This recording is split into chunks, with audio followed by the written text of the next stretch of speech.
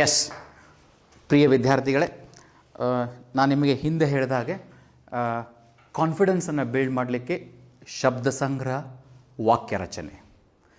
ಈ ಶಬ್ದ ಸಂಗ್ರಹ ಮತ್ತು ವಾಕ್ಯ ರಚನೆ ಮಧ್ಯ ಒಂದಿಷ್ಟು ಶಬ್ದಗಳು ಬರ್ತವೆ. ಸಿಂಪಲ್, ನಿಮಗೆ ಗೊತ್ತಿದ್ದುದೇ ಅವೆಲ್ಲ, ನಿಮಗೆ ಗೊತ್ತಿಲ್ಲ ಅಂತ ಏನೂ ಇಲ್ಲ. ಆದರೆ ನೀವೇನು ಮಾಡಿಲ್ಲ, ಪ್ರಯತ್ನ ಮಾಡಿಲ್ಲ ಅಷ್ಟೇ. ಪ್ರಯತ್ನ ಮಾಡಿದರೆ ಯಾವುದು ಕಷ್ಟವೇನಲ್ಲ, ಮನಸ್ಸು ಮಾಡಬೇಕಷ್ಟೇ. ಒಂದಿಷ್ಟು ಶಬ್ದಗಳನ್ನು ಬರೆದಿದ್ದೀನಿ ನಾನು. To, from, in, at, into, with, without, under, of, before, after, since, for, beside, besides, about, between, among, by, during, in front of, in spite of. ಕೇಳೇ ಇರ್ತೀರಿ, ಓದೇ ಇರ್ತೀರಿ, ಏನು ಡಿಫಿಕಲ್ಟ್ ಅಲ್ಲ ಅನ್ನೋದು ನಿಮಗೆ ಗೊತ್ತಿರ್ತದೆ. ಆದರೆ ಪ್ರಯತ್ನ ಮಾಡಿರಂಗಿಲ್ಲ ಅಷ್ಟೇ. ಈ ಶಬ್ದಗಳು ಆ ವಾಕ್ಯ ರಚನೆ ಮಾಡಬೇಕಾದ್ರೆ ನಮಗೆ ಸಹಾಯ ಮಾಡ್ತವೆ. ನೀವು in the form of grammar you study these verbs, these words as prepositions ಅಂತ ನೀವು ಕಲ್ತಿರ್ತೀರಿ ಗ್ರಾಮರ್ನಲ್ಲಿ. ಆದರೆ ಬಳಸಲ್ಲ. ಗ್ರಾಮರ್ ನಾವು ಕಲಿತೀವಿ. What is preposition? ಡೆಫಿನಿಷನ್ ಬರೆಸ್ತೀವಿ, ಬರಿಕೊಳ್ತೀರಿ, ಓದ್ತೀರಿ. Preposition is a word which shows the relationship between noun and bad. ನನಗೆ ನೌನ್, ಪ್ರೊನೌನ್, ವರ್ಬ್ ಇಡುವ ಸದ್ಯಕ್ಕೆ ಬ್ಯಾಡ್. ಇವು ಅಷ್ಟೇ ಬಳಸ್ಬೇಕು ಹೆಂಗೆ ಅನ್ನೋದು ತಿಳ್ಕೊಂಬಿಡ್ರಿ ನೀವು.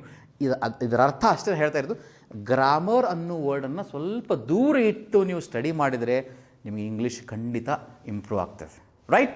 ಸೊ ಈ ಟು ಅನ್ನೋದು ಎದಕ್ಕೆ ಬಳಸಬೇಕಪ್ಪ ಅಂತ ಗೊತ್ತಾಗಬೇಕು. ಟು ಒಂದು ಕಾರಣ ಹೇಳಲಿಕ್ಕೆ, ಒಂದು ಸ್ಥಳಕ್ಕೆ ಹೋಗಲಿಕ್ಕೆ. I am going to college, ಕಾಲೇಜಿಗೆ. I am coming to meet you, ನಿನ್ನನ್ನು ಭೇಟಿ ಮಾಡಲು. ಸೊ ಈ ಭೇಟಿ ಮಾಡಲು ಅನ್ನೋದಕ್ಕೆ ಟು ಬಳಸ್ತೀವಿ. ಕಾಲೇಜಿಗೆ ಅನ್ನಲಿಕ್ಕೆ ಟು ಬಳಸ್ತೀವಿ. ದೇವಸ್ಥಾನಕ್ಕೆ, ಇಂಥ ಒಂದು ಸ್ಥಳಕ್ಕೆ ಅಂತ ಅಂದರೆ ಟು ಅನ್ನು ಬಳಸ್ತೀವಿ. ಇದನ್ನು ನೀವು ಪ್ರಾಕ್ಟೀಸ್ ಮಾಡಿದರೆ ಸೆಂಟೆನ್ಸ್ ಕರೆಕ್ಟ್ ಆಗುತ್ತೆ.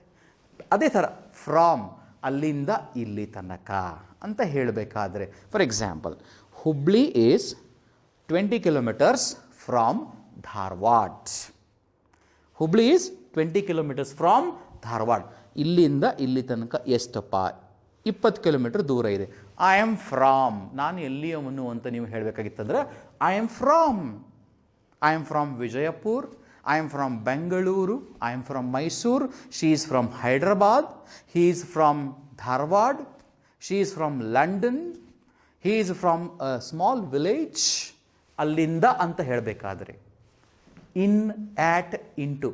ಇನ್, I am in the class room, she is in the class room, it is in the bag, ಒಳಗಡೆ ಅಂತ ಹೇಳಬೇಕಾದ್ರೆ ನೀವೊಂದು 25-30 ಸೆಂಟೆನ್ಸ್ ಈ ಥರ ನೀವು ಪ್ರಾಕ್ಟೀಸ್ ಮಾಡಿದರೆ ಇವೇನೂ ನಿಮಗೆ ಡಿಫಿಕಲ್ಟ್ ಅಲ್ಲ. ಸೆಂಟೆನ್ಸ್ ವಾಕ್ಯ ರಚನೆ ತಾನೇ ಬರ್ತದೆ.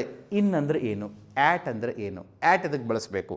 ನಾರ್ಮಲಿ ಟೈಮ್ ಹೇಳಬೇಕಾದ್ರೆ ಸ್ಪೋಕನ್ ಇಂಗ್ಲೀಷ್ನಲ್ಲಿ ಜಾಸ್ತಿ ನಾವು ಟೈಮನ್ನು ಬಳಸಿದಾಗ ಅವಾಗ ಆ್ಯಟನ್ನು ಬಳಸ್ತೀವಿ. For example, I will meet you at 11:30.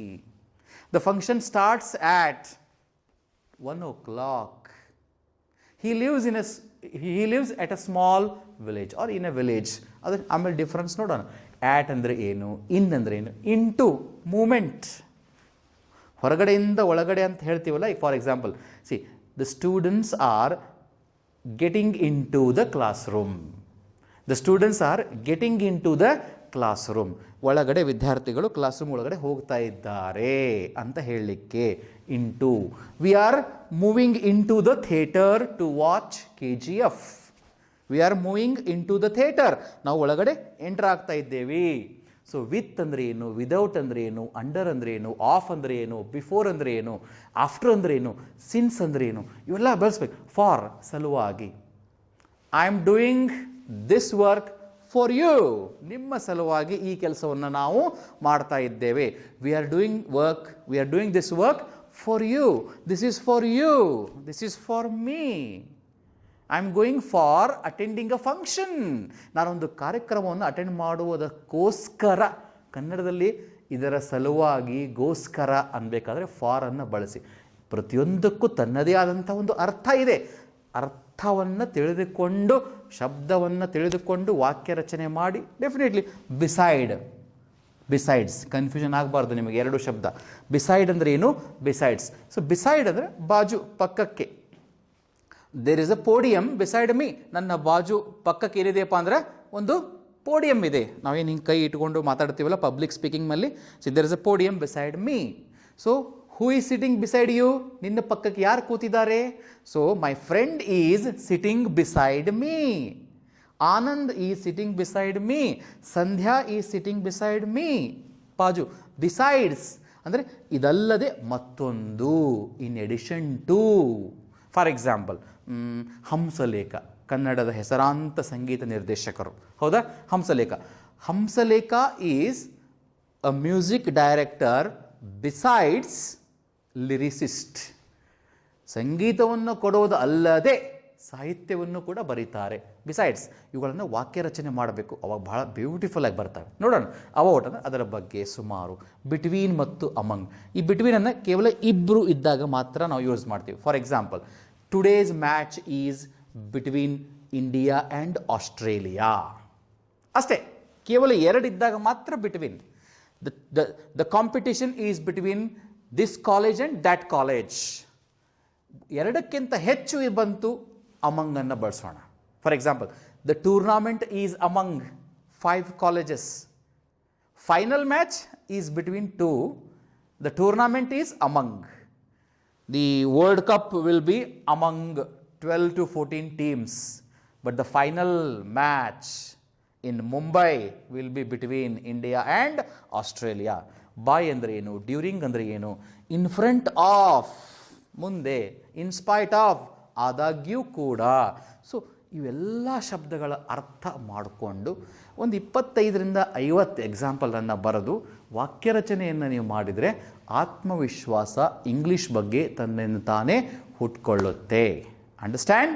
So I think this is clear to you. Fine. ಇದರ ಬಗ್ಗೆ ಮತ್ತಷ್ಟು ನಾವು ಡಿಸ್ಕಸನ್ನು ಮಾಡೋಣ. ಅಲ್ಲಿ ತನಕ please try to improve your confidence.